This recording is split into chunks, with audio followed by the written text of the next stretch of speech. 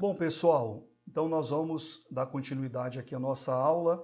Essa é a parte 2 do nosso curso de Capelania Evangélica Internacional. Vamos lá? Quando se fala em capelania, muitas pessoas não conhecem a história da capelania. Por exemplo, você é capelão e está indo prestar um serviço de assistência religiosa. É isso que o capelão faz. Então, se te pararem e perguntar o que significa capelania, qual seria a sua resposta, por exemplo? O que significa capelania? Talvez você ficaria emudecido, porque não sabe responder.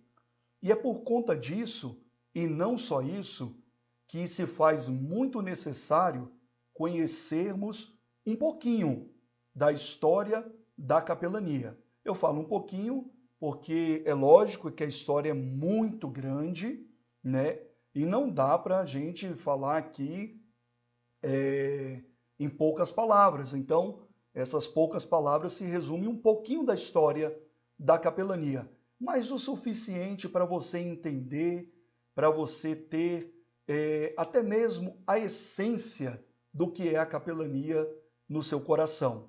Bom, você pode ver que tem aqui a figura deste homem, deste soldado romano, tá? E ele está aqui cobrindo esse mendigo. Eu estou olhando aqui porque o meu retorno está, a minha tela de retorno está aqui, então às vezes eu tenho que olhar para cá. Então vamos lá. Aqui então na tela nós temos aqui a figura deste soldado romano.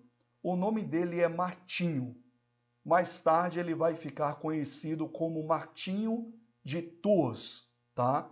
Por causa da cidade de Tours, que ele pastoreou no final da sua vida. Nós vamos conhecer isso lá na frente. E ele ficou conhecido como Martinho de Tours. Para a Igreja Católica, ele é São Martinho de Tours. Ele é um santo para a Igreja Católica. Para a Igreja Evangélica, como não tem essa doutrina, vamos chamá-lo somente de Martinho de Tours. Martinho de Tours, vamos conhecer um pouquinho da história dele, você vai entender essa imagem aqui. A princípio você está vendo um cavalo, ele ajoelhado, cobrindo o mendigo, cobrindo ele com essa capa vermelha, tá? E ele está ainda fardado. Você vai entender todinho isso daqui. Bom, deixa eu trocar aqui agora. Essa primeira. E agora aparece aqui um pouquinho da história dele. Vamos lá. Martinho, ele nasceu em Sabaria, na antiga província romana. Hoje lá é a Hungria. Onde é a Hungria, era uma antiga província romana. Entre os anos de 315 e 317 depois de Cristo. Eu quero chamar a atenção aqui para o ano que nós estamos mencionando na história de Martinho de Tours.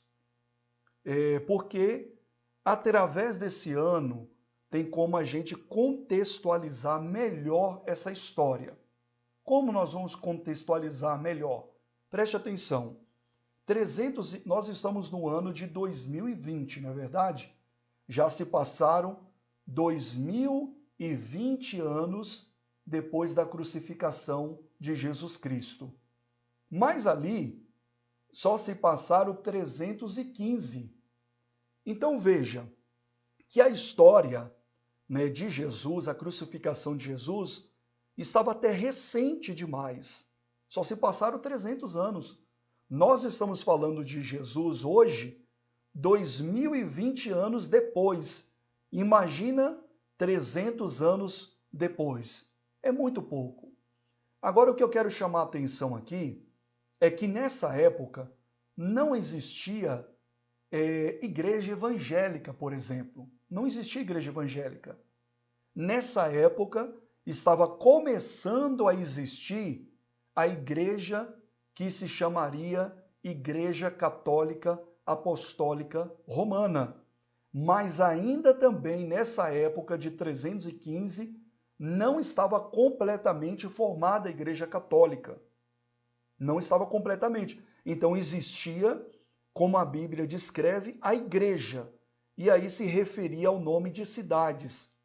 Então, por exemplo, o apóstolo Paulo vai falar, olha, a igreja que está em Éfeso, a igreja que está em Coríntios, né, a igreja que está tal, tal. Ele vai falar da igreja que, na sua terminologia correta, seria que a igreja somos nós, né? Nós temos o costume de falar, eu vou para a igreja, e falar do templo. Mas, na verdade, a Bíblia diz que a igreja é o corpo de Cristo, né? Então, a igreja somos nós. Por isso que ele se referia às pessoas chamando-as de igreja. Aquele grupo de cristãos eram chamados de igreja. Por que eu estou falando isso? Porque nós temos que entender que nessa época não existia a denominação. Não existia. Estava começando a existir ainda a Igreja Católica Apostólica Romana. Se chamará assim porque o imperador Constantino, ele teve uma visão na batalha e, lógico, eu vou resumir aqui, não vou contar a história aqui de Constantino, não é aula de teologia, né?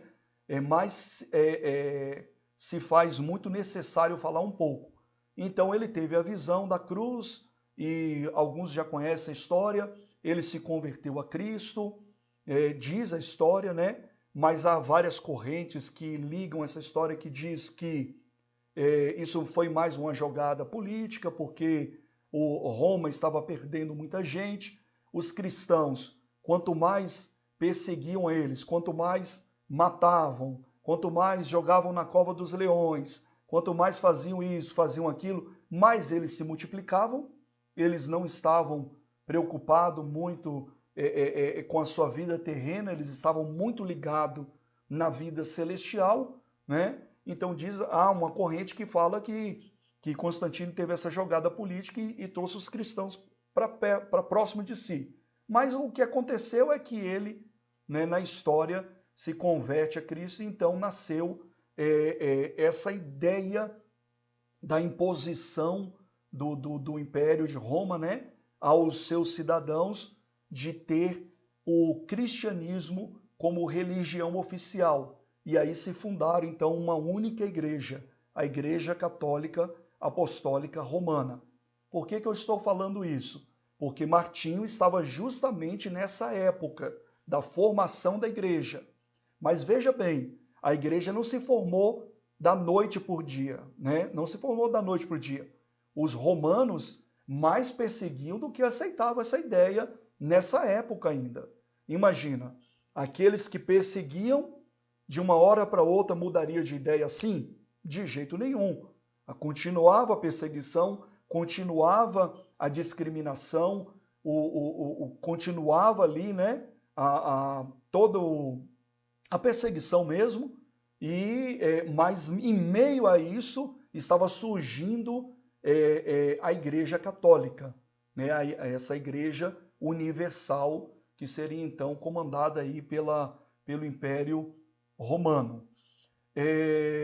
Nós estamos vendo isso porque Martinho estava justamente nessa época. Essa foi a época exata, 314, 315, que começou a surgir a Igreja Católica. E ele era, vamos continuar aqui, eu estou contextualizando para a gente entender melhor um pouquinho da história, né? Ele era filho de um soldado do exército romano, o pai dele era militar. E era um militar que não aceitava essa ideia do cristianismo, por exemplo. Como eu falei, estava surgindo a Igreja Católica, Constantino estava ali querendo plantar isso e empurrar isso para todo mundo, mas não era assim. As pessoas não estavam aceitando de uma hora, lógico, que talvez na frente dele, né, se curvava, mas por trás não, eu vou servir ao meu Deus, eu vou levar a minha vida religiosa conforme minha tradição, conforme foi passado por herança familiar. Então ele era um militar que não gostava dos cristãos, tanto é que depois Martinho começa a ter um envolvimento com os cristãos, quis até se batizar, diz a história, mas ele proibiu veementemente, tá? Ele proibiu. Depois ele, para afastar Martinho do cristianismo, ele colocou Martinho também no exército, e aí nós vamos ver aqui a continuação do texto, né? Com apenas 15 anos, ele entrou para o exército, tendo chegado a cavaleiro da guarda imperial. Então ele alcançou até uma posição importante lá no exército, foi crescendo lá, foi se distanciando, é lógico, do grupo de cristãos, mas ao mesmo tempo muito ligado, diz a história, com a palavra de Deus, sintonizado ali com os ensinamentos, com Jesus Cristo, né? Ele era muito, muito ligado ainda, só que não tinha o compromisso. Não tinha um compromisso, ele não chegou a fazer o compromisso. Qual era o compromisso? Se batizar, se declarar cristão. Então ele não se declarou publicamente, não se batizou, portanto ele não era considerado um cristão. Ele era considerado um simpatizante, vamos dizer assim. Não tem aquelas pessoas que vão na igreja e elas até congregam ali, muitas vezes até mais do que o próprio membro, mas ela não é batizada. Às vezes você chega e fala para ela, olha, você precisa se batizar para cumprir a justiça de Deus. Ela fala, não, eu não quero compromisso, não é assim que eles falam? Então, digamos, mas não era o caso dele, ele foi separado de forma forçosa, né? Mas depois também ele poderia tomar a posição dele depois de maior de idade, etc., né? Apesar que não tinha maioridade na época, mas não sei, ele poderia tomar a decisão. E ele não tomou, ele não era cristão, mas ele estava ligado. Os ensinos do cristianismo estavam no coração dele, a palavra de Deus estava com ele. E ele era muito ainda, vou usar uma palavra que geralmente nossos irmãos católicos usam muito, ele era muito devoto, né? Ele era muito devoto.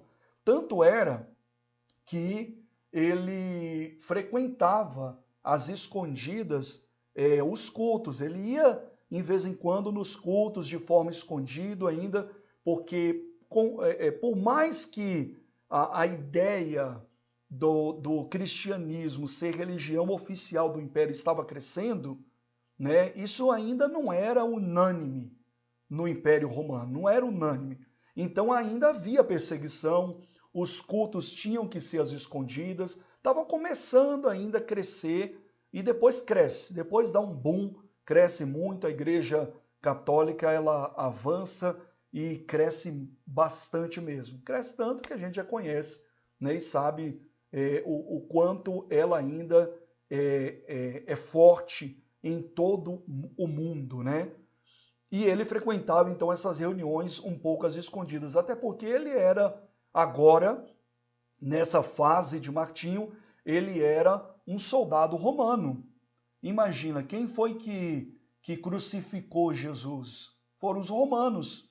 Quem foram que deram as chibatadas em Jesus? Foram os romanos. Quem foi que moeu Jesus, conforme Isaías descreveu?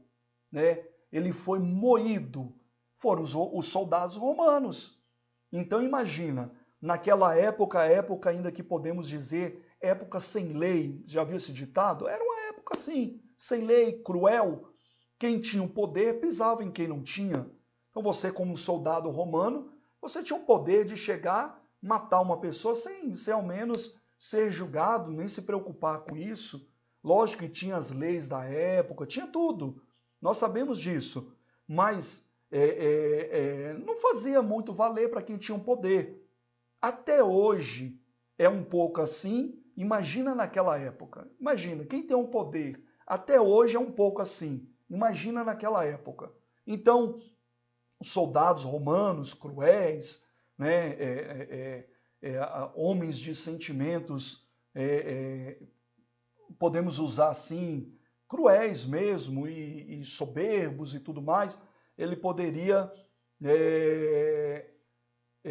se manter nessa posição. mas a história não diz assim. Vamos continuar aqui no texto. Ele era cavaleiro, parei aqui, né?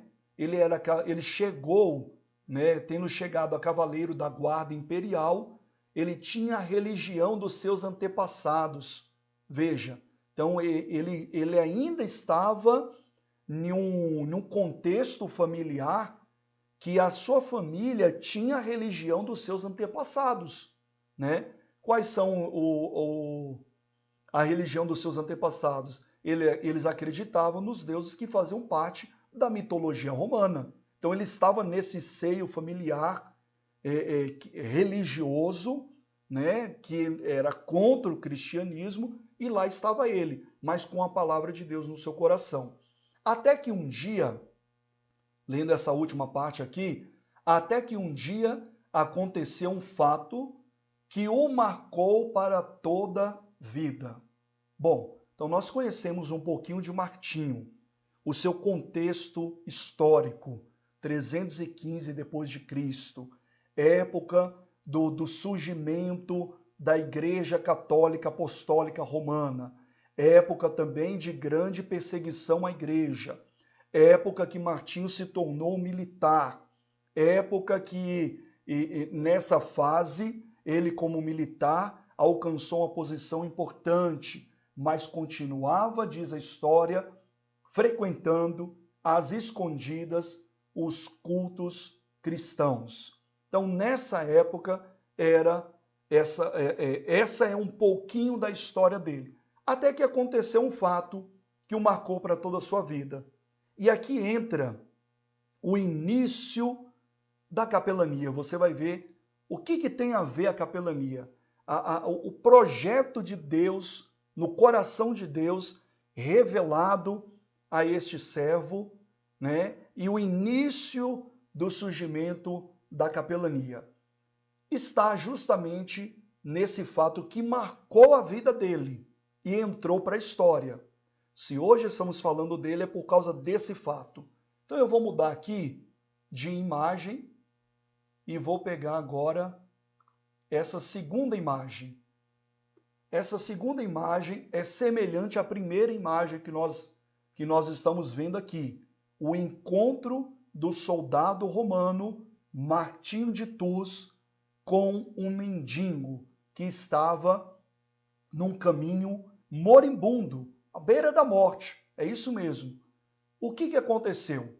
Martinho, diz a história, ele estava se preparando, ele estava no exército, se preparando para uma viagem. A viagem era até a sua casa. Naquela época, não existia ali uma população como existe hoje. Então, as coisas eram muito distantes, né? Então, ele se preparava para fazer uma verdadeira viagem. E ele, então, tomou o seu cavalo, o seu carro da época, né? Vestiu ali uma capa de couro muito grossa, vermelha, digna ali de um soldado romano. Muitos usavam também naquela época, justamente para se proteger do frio, porque nesse dia que ele estava se preparando para viajar para sua casa, ele precisava se proteger do frio, porque fazia muito frio e chovia muito nesse dia, nessa noite. Então ele precisaria estar preparado, porque até nevava nesse dia. Imagina o frio, né? Não sei quantos graus abaixo de zero. Mata qualquer um se não estiver com as vestimentas adequadas. E ele estava, então, com as suas vestimentas adequadas. Ainda fardado, ele se preparou com essa capa, com essa couraça, para o proteger do frio e assim, então, conseguir chegar até a sua casa salvo do frio e daquela chuva terrível que estava fazendo na noite. Quando ele estava em um percurso já dessa viagem, ele avistou um mendigo que gritava, chorava, pedia ajuda. Quando avistou Martinho, começou a pedir ajuda para ele, porque ele estava à beira da morte. Ele não estava, como você pode ver nessa imagem, com as vestimentas adequadas, ele estava despido até de vestes e estava próximo a morrer, porque ele iria morrer de frio.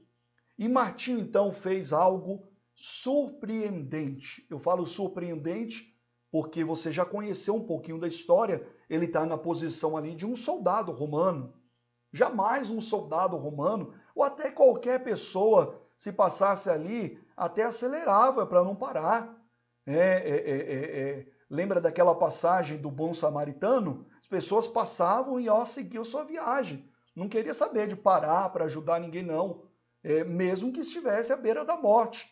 Mas ele, soldado, vestido com a sua armadura, armado com a sua espada, ele parou então o seu cavalo, conforme nessa imagem aí ilustra este momento, desceu do seu cavalo, desembainhou a sua espada e cortou a capa no meio, essa capa vermelha no meio, essa capa que o protegia, e cobriu esse mendigo. E não só cobriu, diz a história, que ele então ajudou esse mendigo, ele cuidou dele. E quando viu que ele estava salvo, livre da morte, ele então seguiu o seu caminho. Nessa noite, ele salvou a vida deste homem. Não é bonito? Mas olha só o que acontece em seguida, mais lindo ainda. Quando ele chegou na sua casa, nessa mesma noite, quando ele chegou na sua casa, diz a história que ao sentar na sua cama e se preparar para dormir, ele teve uma visão. A história fala que ele teve uma visão meio que como se fosse um sonho, mas foi uma visão. Nessa visão, o Senhor Jesus apareceu a ele com a capa que ele tinha cortado para quem? Para o mendigo. Em suas mãos, veio andando na sua direção e disse: Martinho, todas as vezes que você fizer isso para qualquer pessoa, a mim o fizestes. Lembrou de uma passagem bíblica? Mateus capítulo 25, né? Nós vamos ver isso lá no curso, lá na frente, para você ver a ligação que tem isso também com essa história, com o serviço de capelania. Você vai ver começar a ligar as coisas. E aí então Jesus falou: se você fizer isso para qualquer pessoa, a mim o fizesse. Jesus falou para ele: Martinho, você me salvou nessa noite. Olha que lindo. Você me salvou. Quando ele despertou dessa visão, diz a história que ele despertou com muita alegria. Com muita alegria, ao mesmo tempo, ao mesmo instante também um pouco, ao mesmo tempo, né, um pouco assombrado. E nessa noite, depois dessa noite, ele tomou uma decisão na sua vida. Aí sim, começou a grande trajetória de Martinho, que mais tarde se torna Martinho de Tours. Ele saiu do exército, veja, ele saiu do exército e começou a dedicar toda a sua vida para ajudar os pobres, para socorrer os necessitados. Ele se batizou, ele se converteu, se batizou, ele teve uma bênção de um sacerdote da época. Nessa época, a Igreja Católica já estava mais estabelecida, estava formada, então ele, com essa bênção, ele começou a ser um tipo de um missionário, pregava a palavra de Deus, mas o mais forte da vida dele foi a ajuda, o socorro para os necessitados. E ele fez isso durante toda a sua vida, durante toda a sua jornada, ele fez isso. Até que ele chega a uma certa idade, diz a história, com mais de 80 anos de idade, então, a pedido do povo da cidade de Tours, ele se torna bispo lá na igreja, na cidade de Tours. Essa cidade existe até hoje, né, porque muitas cidades no decorrer dos anos vão mudando de nome, né? Essa cidade continua com o mesmo nome e tem uma igreja lá que é a igreja que ele fundou lá na cidade de Tours. Depois você pode pesquisar lá na França, tá? Então você pode ver lá, depois você vai ver lá a Basílica de São Martinho de Tours, e ele foi o fundador. Bom, nessa fase dessa história, no finalzinho da sua vida, então ele se torna ali um bispo na cidade de Tours. E no próximo vídeo nós vamos ver o que acontece e o que liga a capelania agora já de fato, já entrando já digamos assim, de cabeça nesse assunto, o que liga essa história com a capelania. Guarde só uma informação. Lembra-se da capa que ele cortou para o Mindinho. Lembre disso. E aí no próximo vídeo você vai ver o que tem a ver a capelania com a história dele e o que tem a ver essa capa também com a história de Martinho de Tours. Vamos ao próximo vídeo.